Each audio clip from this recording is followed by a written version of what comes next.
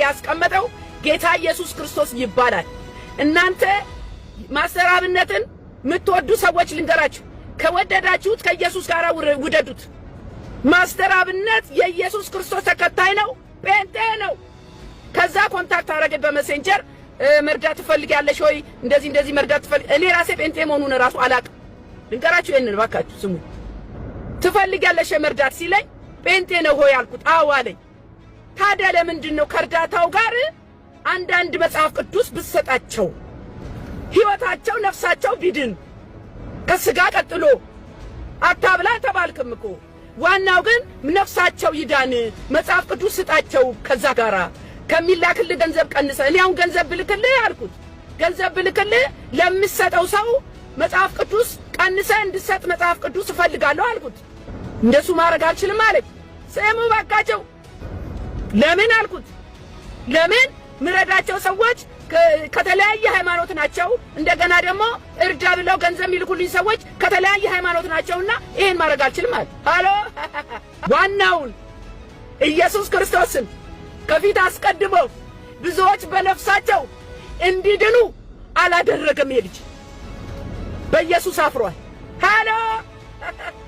ሃሎ ነብዩ ሐዋርያው ኩላሊት ሰጣለሁ አልክ እንዴ? ስሙኝ።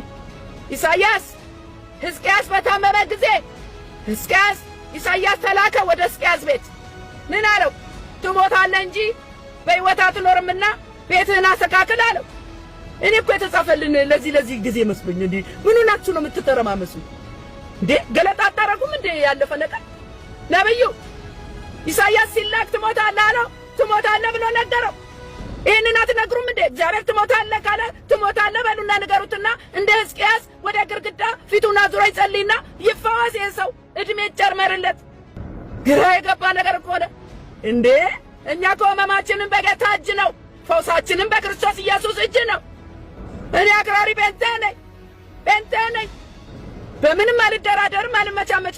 ይሄ ልጅ ግን በትክክለኛው ነቢያቶች የት ሄዱ? ስሙኝ።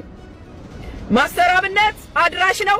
በትጋትና በታማኝነት ህዝብን ያገለግላል። ለዚህ ነው አደጋ ሲደርስ ሰው ሲታመም የተራበ ለማብላት ሁልጊዜ ጥሪ ያደርጋል።